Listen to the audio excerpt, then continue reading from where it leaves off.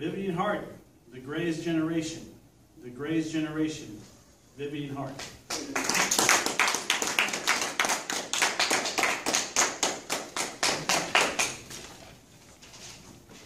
Tom Brokaw wrote a book called The Greatest Generation.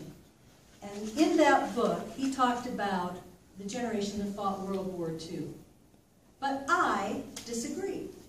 I believe the greatest generation is the 60s generation. And I'm going to tell you why using 3 of the phrases that were popular in the 60s. The first phrase is, make love, not war. Now we know what the not war means. That meant at the time, not the Vietnam War. Guys were going and fighting in the war. They were dying for a war that they didn't even know why they were dying. So the demonstrations happened, and people began to not support the war because, number one, we were losing the war, but also because of those demonstrations. That generation was very strong in stopping that war. Make love. Now, it just so happened that the young unmarried women were the very first generation to have the pill. And that generation actually did make a lot of love. But there's a deeper understanding of the 60s generation and how they loved people. The 60s generation stood for equality. The oldest members of the group, born in 1946 and 47, 20 years later, went from the colleges in the north down to the south to march with the black people for equal rights. And then later they created the women's liberation movement. And later they created the gay rights movement. The only generation with so much love in their hearts that they created more movements of equality than any other generation. Make love, not war. The second phrase is sex, drugs, and rock and roll. Now, I already talked about the sex part. The drugs part is related to creativity. We have Steve Jobs, who invented Apple computers. We have the PC, but not only the technology, but whole new concepts were created by that generation. Alternative medicine, organic foods, new ways of doing therapy for psychology, simple living, and then also expanding certain ideas that were already there, like the environmental movement. All of those were things that that generation put energy into. And of course, rock and roll. Now that generation used their music to share what the ideas were that they had. Here's a little bit from a song by Steppenwolf, an anti-war song.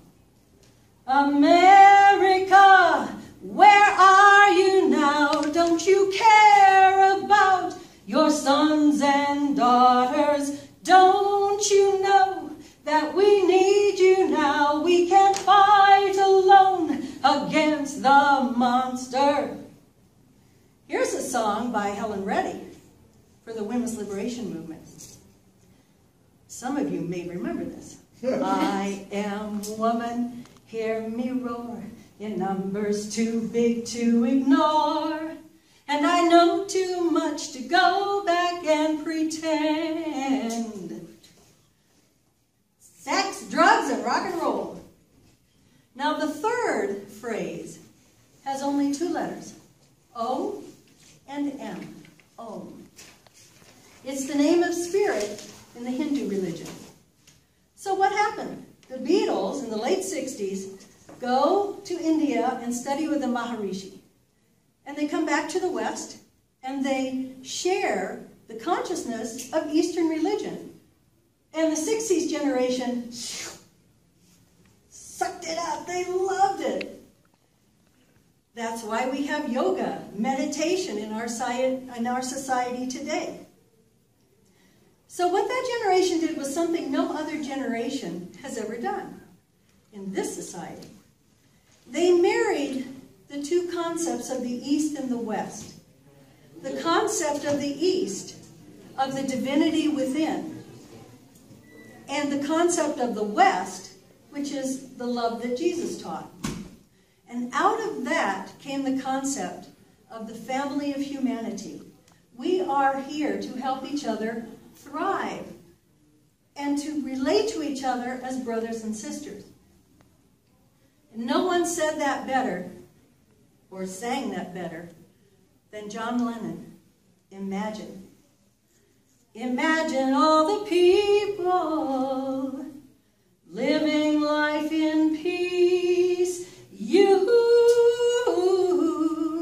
You may say I'm a dreamer, but I'm not the only one. I hope someday you'll join us.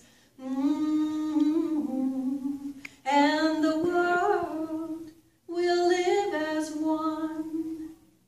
I congratulate the 60s generation for sharing all of these ideas and being the greatest generation. Mr. Toastmaster.